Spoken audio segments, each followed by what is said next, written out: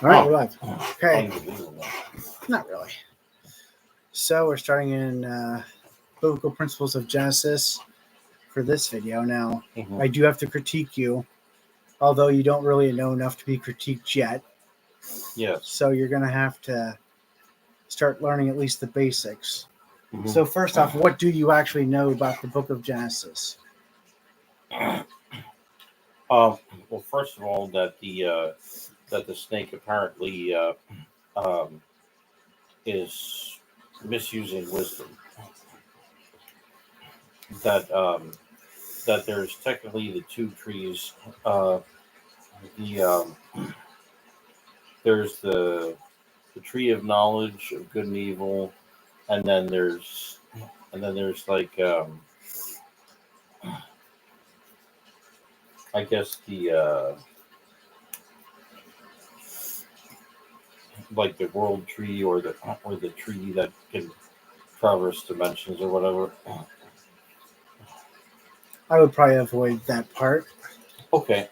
Let's stick to what we actually know rather than Yeah. speculation. Well, all right. So the tree of knowledge of good and evil, that's essentially the apple or pomegranate or whatever it was um, that that Eve took and then gave to Adam and so on and so forth. Um, it suggests that, say, because the woman was tempted first, you know, that that she was the weaker vessel. That's said elsewhere in the Bible. Um, so so historically, um, women had that particular gnosis before men did, and there were women's societies, if you will, before there were men's societies. So there were priestesses before there were priests and so on. And so now you have um, now you have things like the Jesuits and the Freemasons and so on, which are societies of men who took after the village wise women who came first. And so yeah, there's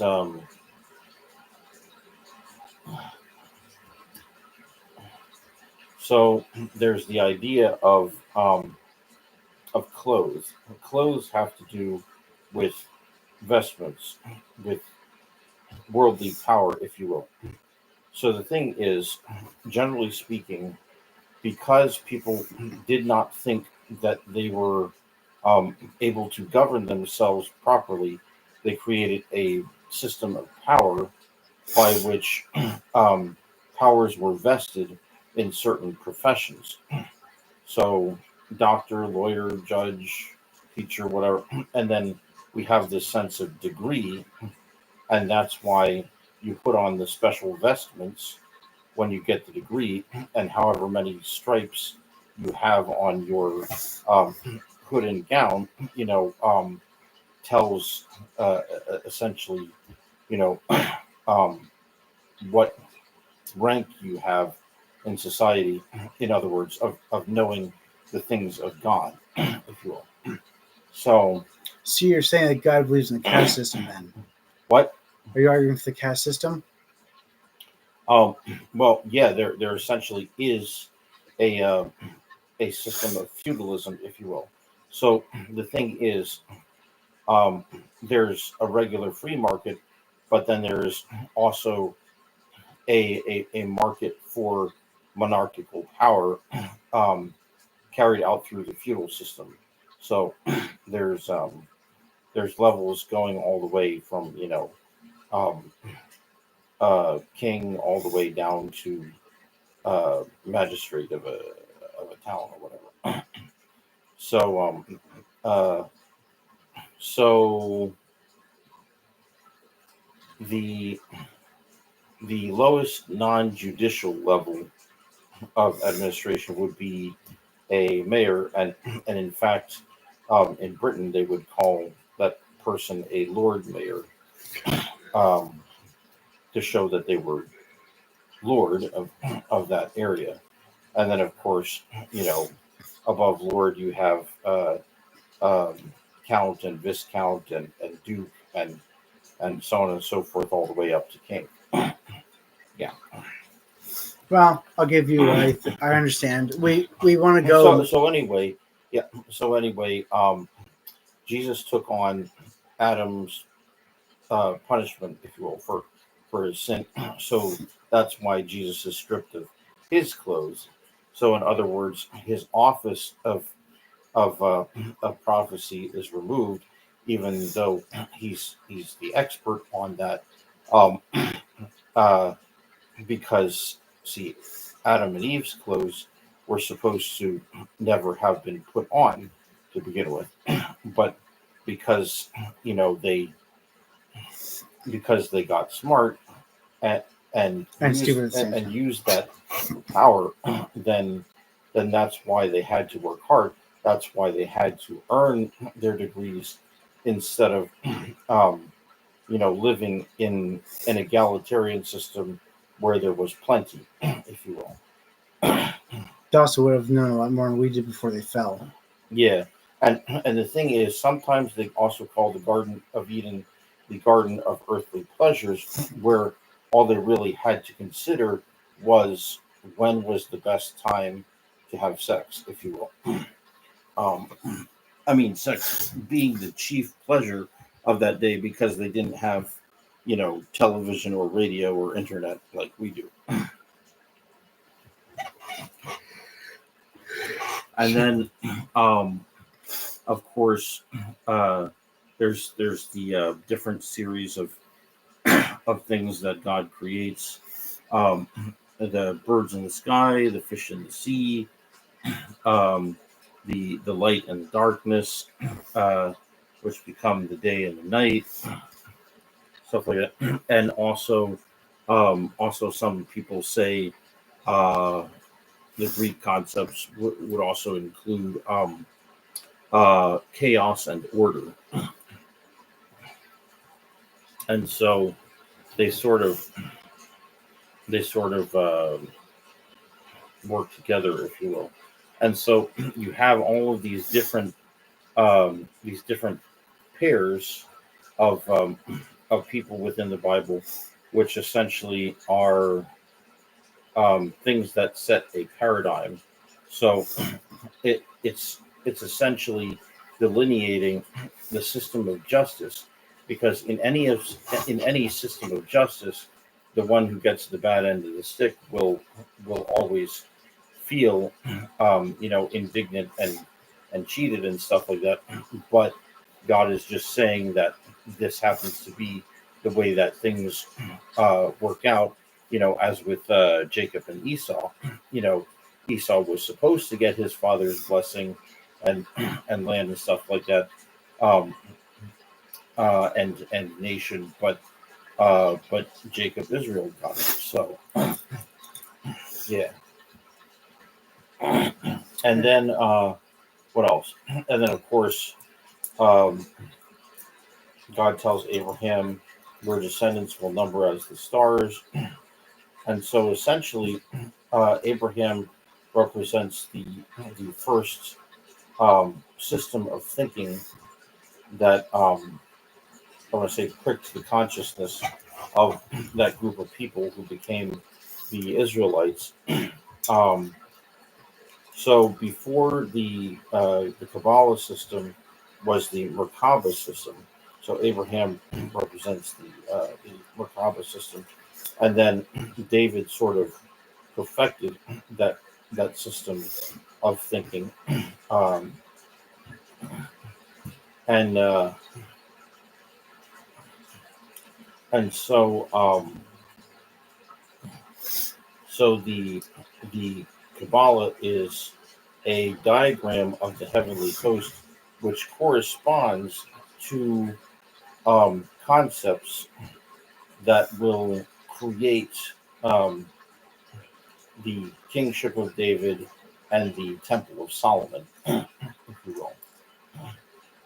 In this case, referring to um, the temples that are next to your forehead. So it's suggesting that you are developing your system of thinking, and the Temple of Solomon is supposed to be a balanced system, uh, so that you are able to, um, so that it is a self-checking mechanism, if you will. Yeah. Uh, and then, You need to simplify your points yeah, a lot. and then as far as Saul going after David, that's sort of similar to the Saul in the New Testament going after Stephen and then being struck down by the light of Jesus, while riding on a high horse. That's why we sometimes say people need to get off their high horses. And so when the enlightenment um, from Jesus hits Saul in the New Testament, he becomes Paul. And then there's a similar parallel with Saul in the Old Testament when he's chasing David.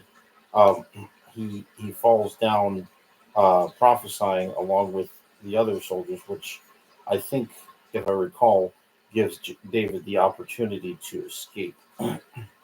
Um, yeah.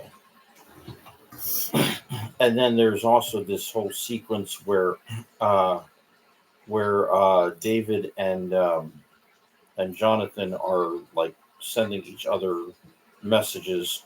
Um, I think Jonathan is the one who remains in Saul's court, and then David is the one who's forced to um, go out in the wilderness and essentially wage guerrilla warfare against Saul. And then also you have, the concept of John the Baptist coming out of the wilderness as well. And so there's sort of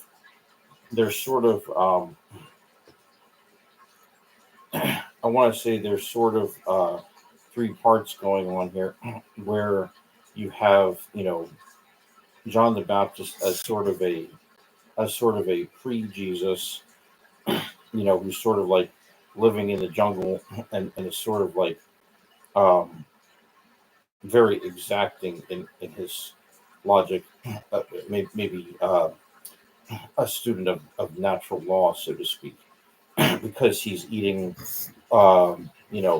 wild honey and locusts and stuff like that. And so things come very clear to him uh, when he's arguing with the Pharisees over what is a son of Abraham and stuff like that. So, um, so he's saying, um, that he's saying basically, screw your birthright system and your systems of knowledge and stuff like that, because um, because Jesus is coming, and he essentially is carrying upon his shoulders the the great contradiction of of say God has planned for Jesus to take upon himself Adam's sin, even though Jesus is fully God, and so there should be an irony there, except that except that except that we encounter that sort of situation all the time, where we try to use logic to say, you know, if you're a good God, you should not, let bad things happen to good people. So when Jesus is at Gethsemane, he's he's almost questioning his own faith in God, and the idea that he is, God incarnate and stuff like that at that moment. So that is why he's having, such a dark night of the soul, um, you know, a gothic moment, if you will. And the interesting thing about about the whole Judas situation is that that the Judas kiss does have to do with um, with a sense of eloquent love, if you will, Um, so he loves. Okay, so if we were to say that all of this is happening in one's mind, then the principle that Jesus represents, you know, wisdom is being betrayed by um, by essentially this sort of uh, dark, wintry um, figure, Judas, who steals energy for himself. Um, like, remember, Judas steals money from the offerings to the poor, and so the thing is, everybody goes through a spiritual winter, and during that time, they are experiencing an intense poverty of knowledge, if you will. And so, what Judas represents is putting knowledge to the test, as if putting it on trial, if you will. Even though Jesus is godly knowledge, and and Judas denies it only because he's overly logicking the process.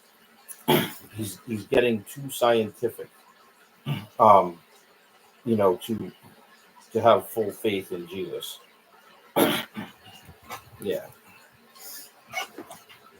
Well, we need to. and so that's the thing. I concluded that that if Judas had gone to school with me, he would have been very gifted in science, but at the same time, he would have had sort of like a dark side. He probably would have, been involved in Gamergate and the anonymous hacking group, because the thing is, he would be able he would be able to essentially, reason for some sort of madness, if you will, as with uh, Saruman and Lord of the Rings, because he would betray, you know, the key principle upon which love was based, if you will, and of course God being love, and then that love being within Christ and all Christians, and and Judas just representing overthinking about that. So I suppose that could be compared with the idea of Eve taking the fruit and then Adam taking the fruit. They're both overthinking it. They're both thinking, I could use wisdom to gain more wisdom. I could integrate things, from various sources, if you will. That's why it's a tree. It has many different sources of related things, and of course, some people say, um, all of the different holy books are joined in a certain way, and they speak of like people of the book being, several different religions and stuff like that.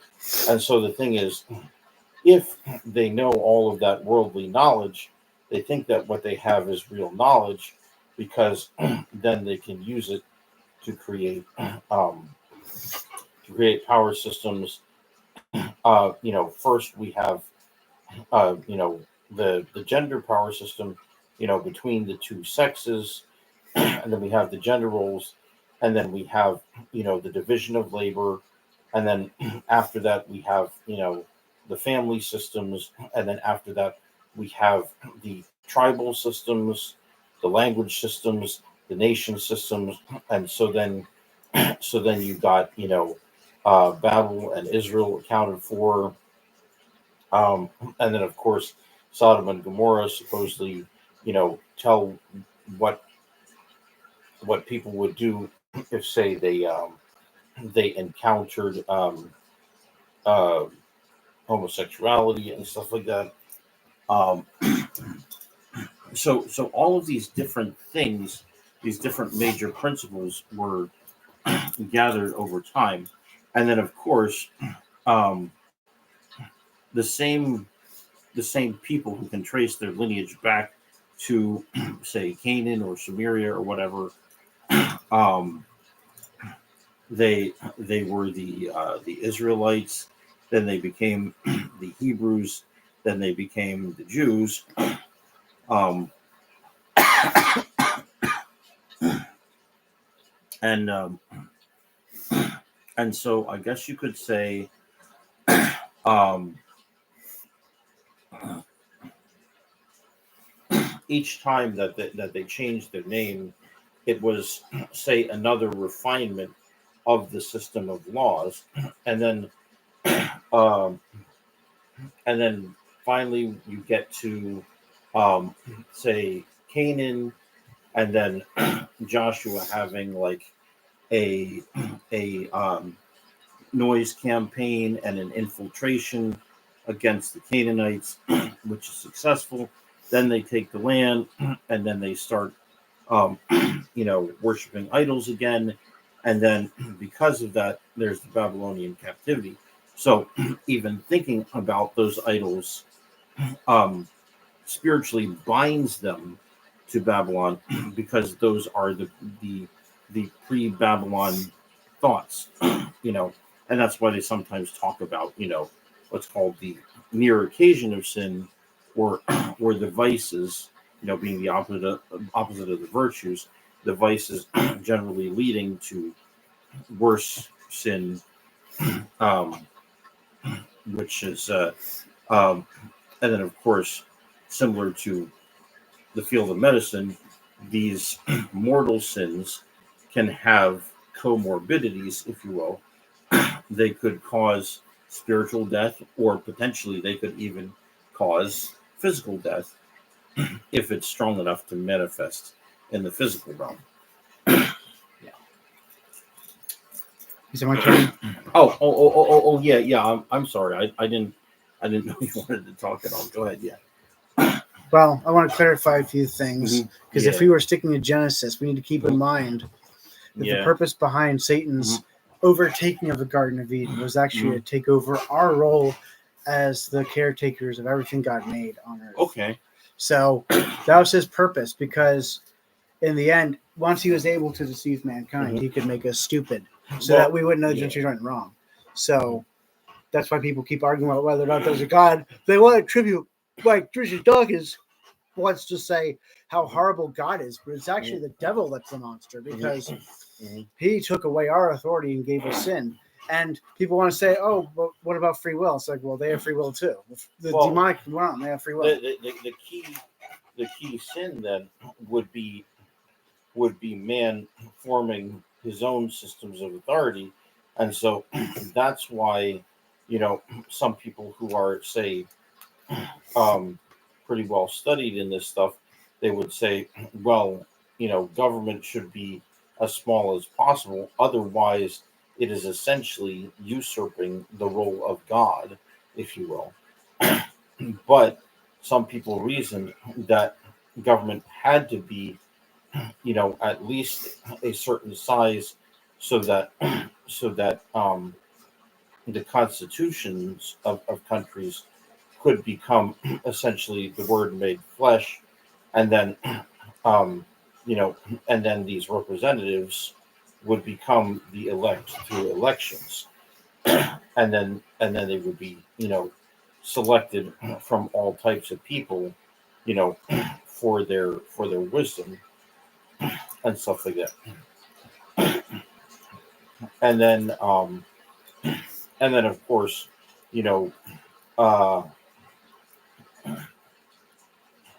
they're just predicting that there's bound to be a time when say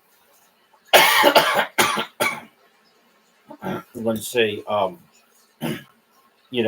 Satan is on the throne for a little while. Well, that could be likened to like the lame duck session, where the last elected person is still in there, even though you have a better candidate to be elected. And then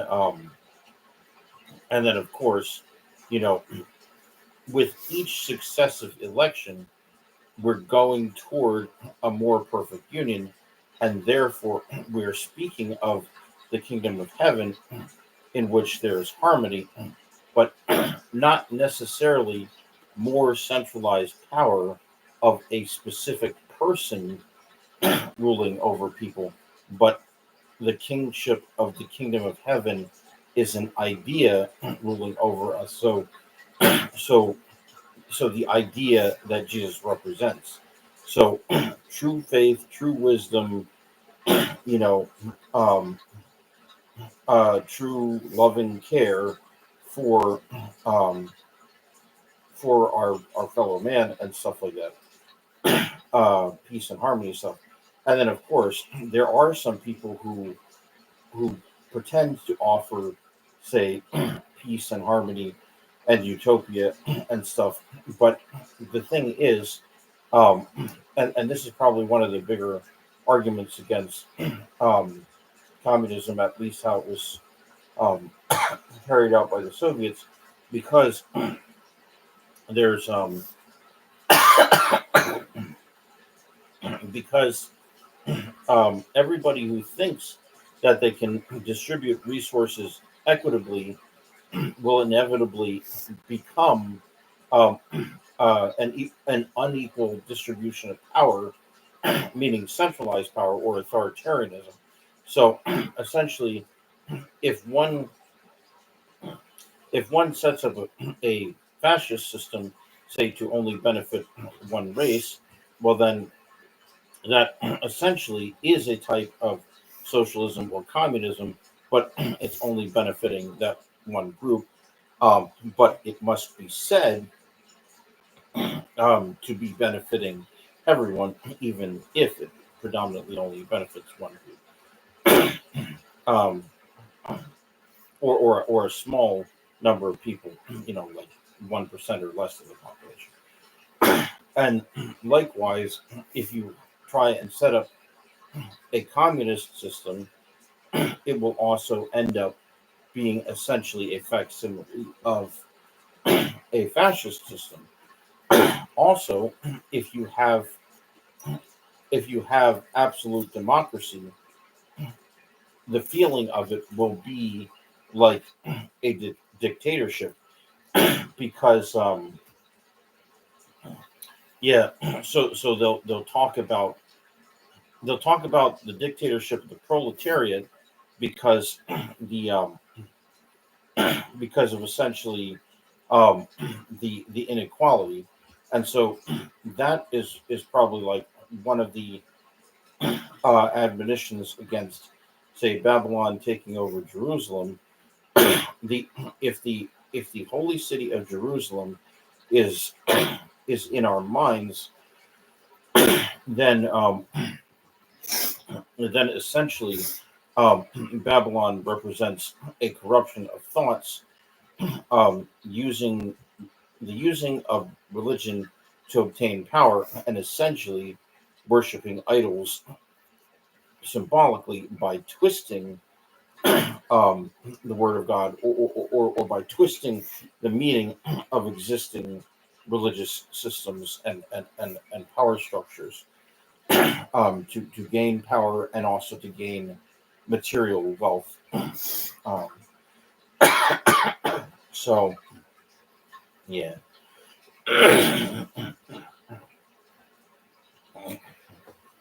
I forget where I was going with that. Do you mind if I just stop this? Yeah, go ahead. Yeah.